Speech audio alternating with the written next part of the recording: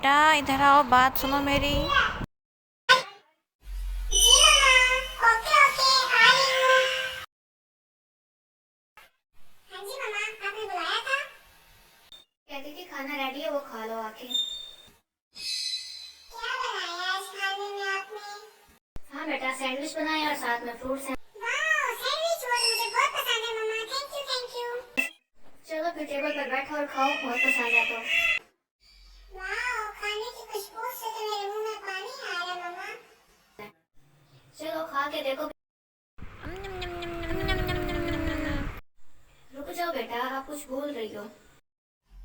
मम्मा, भूख लग रही है, खाने से तो मत रोके यार। नहीं, पहले आप बताओ कि आप क्या भूली हो। मैंने तो अपने दोनों हाथों को भी धोया है।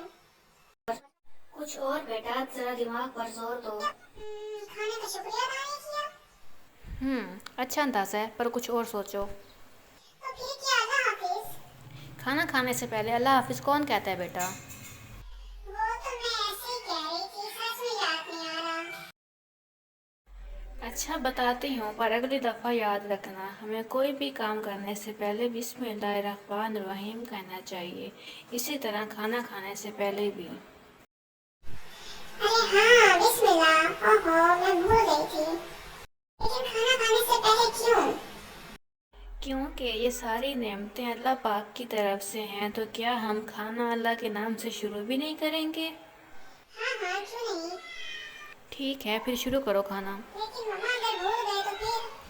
तो जब याद आए तब हमें बिस्मिल्लाहि अव्वलहु व आखिरहु पढ़ना चाहिए। लेकिन अगर हम बिस्मिल्लाह ना पढ़ें तो फिर क्या होता है? तो फिर शैतान हमारे साथ खाना खाता है और फिर हमारी भूख ही नहीं उतरती, चाहे हम जितना मर्ज़ी खाना खा लें। क्या? शैतान साथ खाना खाता है? ये तो मेरा खाना है, मैं तो शैतान को अपने साथ नहीं खाने दूंगी। तो फिर बिस्मिल्लाह पढ़ा करो ना। हाँ, जरूर पढ़ूंगी, अब तो कभी ना भूलूं मैं। बिल्कुल, यह तो बहुत अच्छी बात है।